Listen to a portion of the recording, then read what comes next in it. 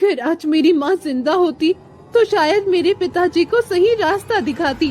शायद वो उन्हें समझा पाती कि गांव वाले मिलकर उन्हें रास्ता भटका रहे हैं। अरे गजब हो गया, गजब हो गया। अब मैं क्या करूँगा? अब मैं कहाँ जाऊँगा? क्या हुआ पिताजी? ऐसा क्या हो गया? अरे जो पुल मंडी वाले रास्ते में था वो टूट गया। आप फिक्र मत करो, मैं कुछ ना कुछ कर लूंगी। बस मुझे इजाजत दो।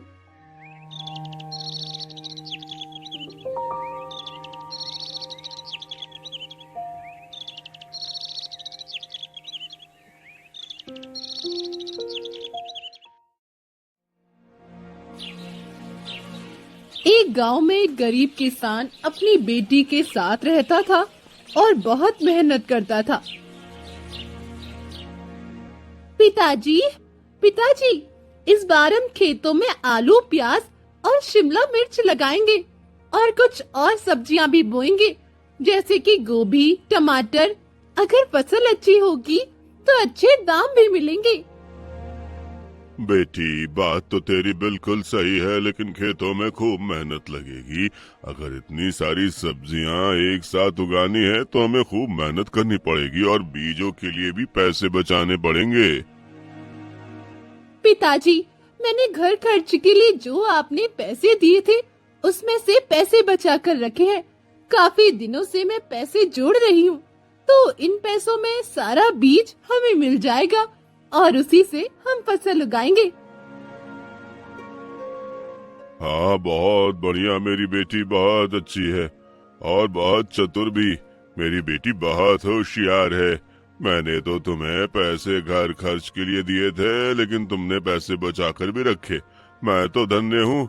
जहाँ लोगों के बच्चे पैसे उड़ाते हैं वहाँ मेरी बेटी पैसे बचाती है। बस पिताजी, बहुत हो गई मेरी पढ़ाई। अब तो हम योजना बनाते हैं कि क्या कुछ लेकर आना है। आपके साथ मैं भी बाजार तक चलूंगी और अच्छे बीज लेकर आएंगे और अपने खेतों में उगाएंगे। हाँ बेटी, तू भी साथ चलना और अपनी सूझबूझ बीज खरीदने में दिखाना। पिताजी, आप मेरी बात इतनी जल्दी कैसे मान गए? क्योंकि मुझे तुम्हारी समझदारी पर पूरा भरोसा है। देखो बेटी, मैं तो ठहरा अनपढ़ गवार, लेकिन मैंने अपनी बेटी को पढ़ा लिखा कर बड़ा किया है और मेरी बेटी बहुत समझदार है। लेकिन पिताजी, गांव वाले तो कहते हैं कि आपने बेटी को सिर पर चढ़ा रखा है। अरे गांव वालों का क्या कहना बेटा, वो तो कुछ भी कहते हैं। वो तो तुमसे जलते हैं। उनकी बिटिया तो कभी स्कूल ही नहीं गई। बस कुछ गिने चुने ही बच्चे इस गांव में पढ़ने पाए हैं और उनमें से एक तुम भी हो, तो इसलिए वह तो तुमसे जलते हैं। कभी भी उनकी बातों पर मत जाना। हमेशा याद रखना, तुम्हारे पिताजी तुमसे बहुत प्यार करते हैं। हाँ पिताजी, मैं ये बात अच्छे से जानती हूँ। अब आप आराम करिए, सुबह हम बीज खरीदने जाएंगे।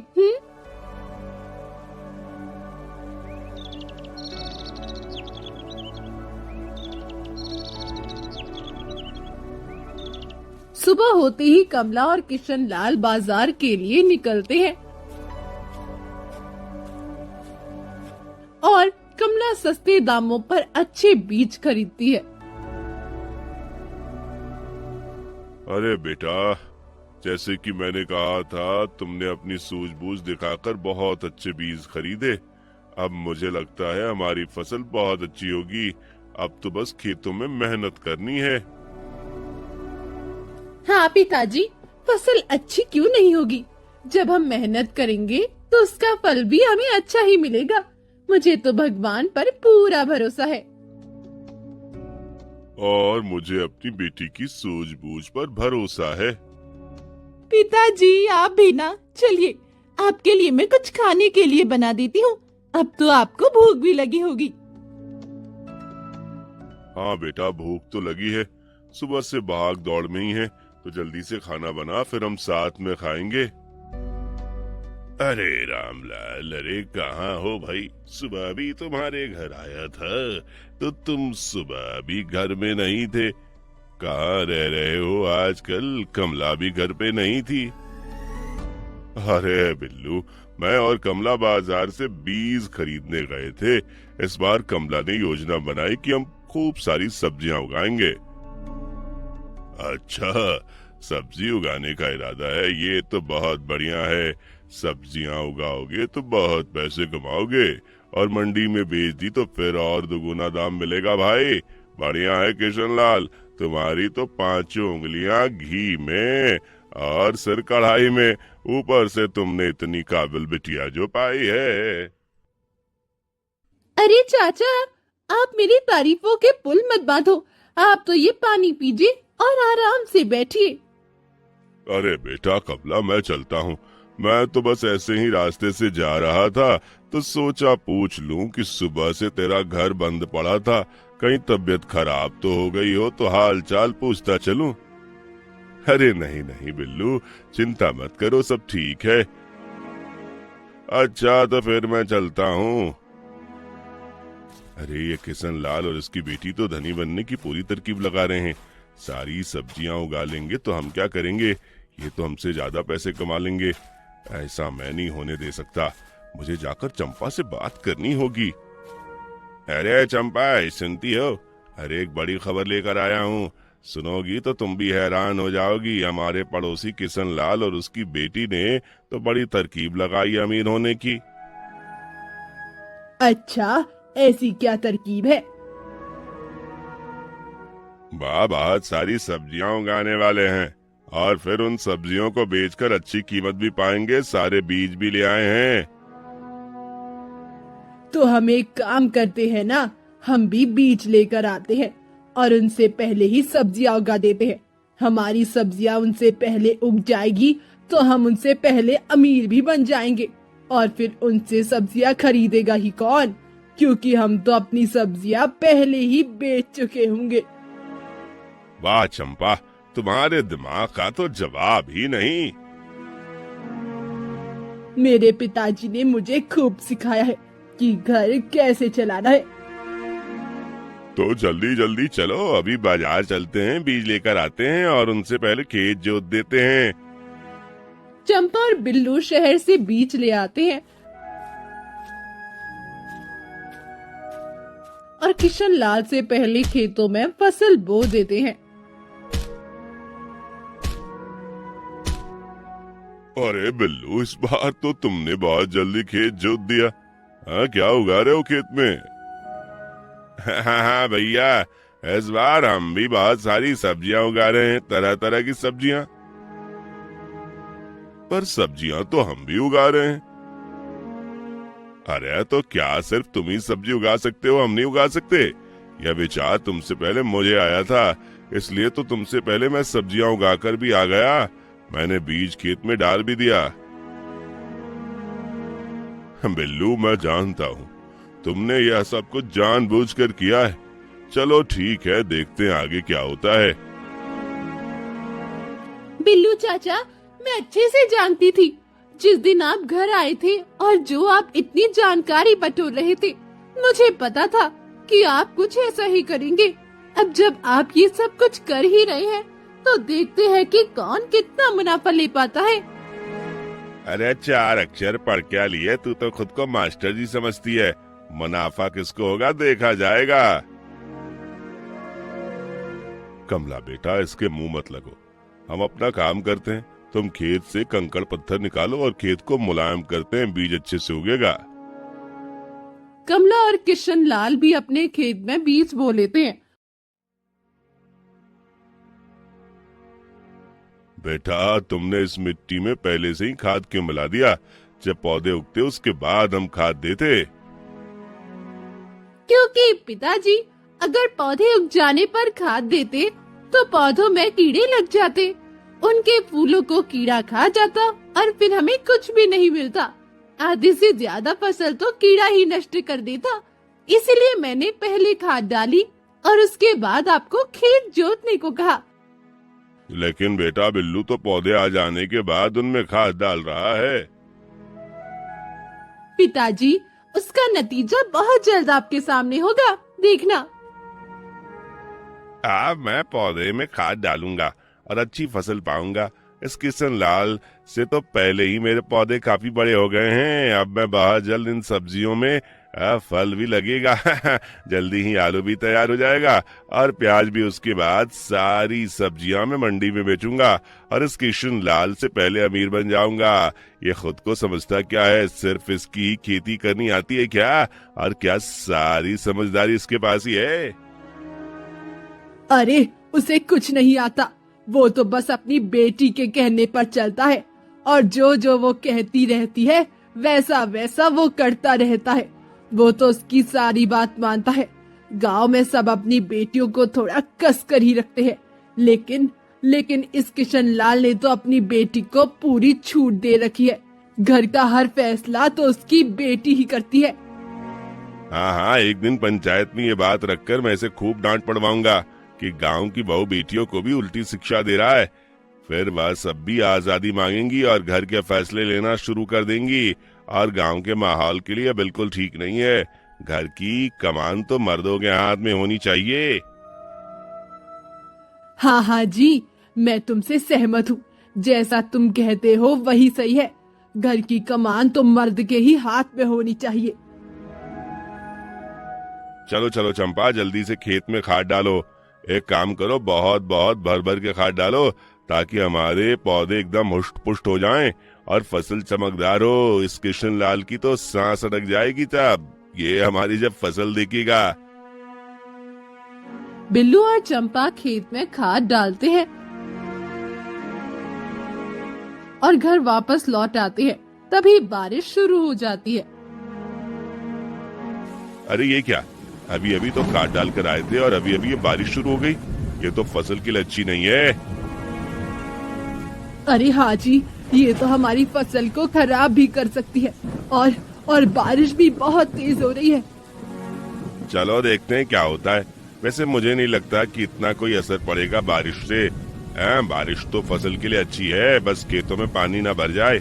उसकी वजह से हमारा आलू प्याज खराब हो सकता है और हमारी गोभी की फसल भी खराब हो सकती है। अजी, ऐसा हुआ तो सबसे ज्यादा खुशी उस किशन लाल को होगी। वो तो बड़ा खुश होगा ना कि उनकी फसल खत्म हो गई। अरे तुम बिल्कुल चिंता मत करो। अगर ऐसा हो भी जाता है तो फिर मैं कुछ न कुछ तरकीब लगा ही लूंगा। लेकिन इस किशन लाल को तो अमीर मैं बनने नहीं दूंगा, चाहे कुछ भी हो जाए। और उसकी बेटी जो पढ़ लिख कर ज्यादा समझदार बनती है उसको भी मैं खूब नीचा दिखाऊंगा। मुझे तुम पर पूरा विश्वास है, तुम कुछ ना कुछ तो कर ही लोगे। चंपा और बिल्लू तरकीब लगाने लगते हैं कि कैसे किशन और कमला को नीचा दिखाया जाए। अरे बेटी, देखो बारिश अच्छी हो गई है। अब खेतों में पानी देने की जरूरत नहीं और मैंने इतनी पक्की मेड़ बनाई है कि खेतों में पानी रुक जाए और अच्छे से खेतों में नालियां बना कर आया हूँ जिससे सारा पानी बाहर निकल जाए। ऐसे तुमने मुझसे कहा था, मैंने वैसा ही किया। इससे खेत में पानी नहीं भरेगा और हमारी फसल सड़ेगी भी नहीं। हाँ पिताजी, मुझे लगा ही था अगर बारिश हो जाती है तो फसल को नुकसान हो सकता है। इसीलिए मैंने आपसे खेतों में नलियां बनाने के लिए कहा था ताकि कितनी भी बारिश हो खेतों में पानी न अटक जाए। इसलिए तो कहता हूँ मेरी बेटी बहुत समझदार है। तुमने जैसा जैसा कहा मैंने वैसा वैसा ही किया। अब बस इंतजार है फसल लगने का और उसको मंडी तक पहुँचाने का। अच्छे दाम मिले तो दिल को सुकून मिलेगा। हाँ पिताजी, सब अच्छे से हो जाएगा। ये लीजिए, आपके लिए खीर बनाई है। अरे वाह बेटी, तो खाना भी बहुत स्वादिष्ट बनाती है मेरी। तुम्हारी माँ आज होती तो तुम्हें देखकर बहुत खुश होती। उसकी लड़की कितनी होनहार है। खैर, तुमने अपनी माँ से बहुत अच्छा खाना बनाना सीखा है। बस दुख की बात यह है कि बहुत जल्द वो हमें छोड़कर चली गई। माँ तो हमेशा हमारे दिल में रहेगी पिताजी। वो कभी हमें छोड़कर नहीं गई। मैं तो हमेशा माँ को याद करती हूँ। जब भी खाना बनाने बैठती हूँ, माँ की कही हर बात याद आ जाती है।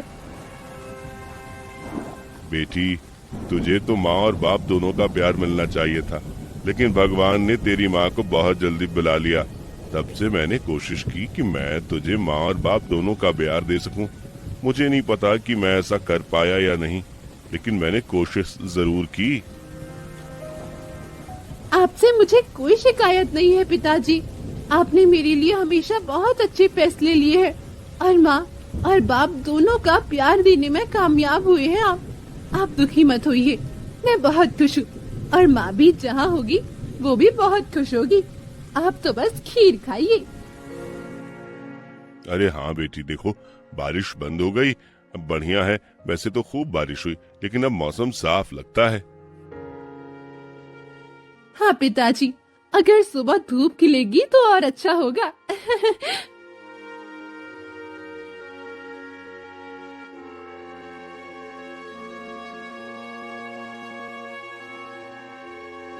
सुबह होते ही किशन लाल और कमला अपने खेतों में चले जाते हैं और वहाँ पर काम करना शुरू कर देते हैं। दूसरी तरफ चंपा और बिल्लू का खेत पानी से भर जाता है। अरे देखिए, हमारे खेत का क्या हाल हो गया है। पौधे तो कहीं नजर ही नहीं आ रहे, सब बर्बाद हो गया। अब जब पौधे ही खराब हो गए हैं तो इनमें सब्जियां कैसे लगेंगी। आप देखिए उनकी हालत कैसी है। चंपा, मैं तो लुट गया, बर्बाद हो गया। अब मैं क्या करूं, मुझे कुछ समझ में नहीं आ रहा। मैंने तो इन बीजों पर इतने सारे पैसे लगाए, लेकिन अब तो वो सारे पैसे पानी में डूब गए। तुमने इतनी ऊंची मेड़ क्यों बनाई जिसकी वजह से पानी खेत में ही रुक गया। तुम किशन लाल का खेत देखो, उनके खेतों में कैसे नालियां बनी है। उनके खेत में जरा भी पानी नहीं रुका है और देखो उनके पौधे, उनकी फसल कैसे लहलहा रहे हैं। अच्छा, तो तुम अब मेरा मुकाबला किशन लाल से करोगी। अब मैं तुम्हें उसका किया काम ज्यादा अच्छा लग रहा है। तुम्हें क्या लगता है कि तुम्हारे पति के पास दिमाग नहीं है?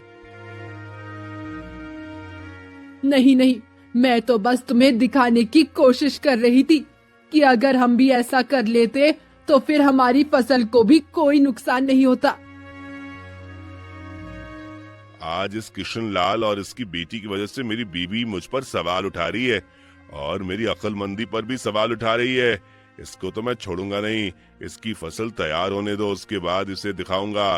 देखता हूँ ये अपनी फसल कैसे बचाता है। और तुझे तो मैं बताता हूँ, तू घर चल। नहीं नहीं जी, तुम गुस्सा मत करो, तुम ऐसे गुस्सा मत करो, मुझे माफ कर दो। मैं दोबारा तुम पर सवाल नहीं उठाऊंगी। तुम्हें जैसा ठीक लगे तुम वैसा करना।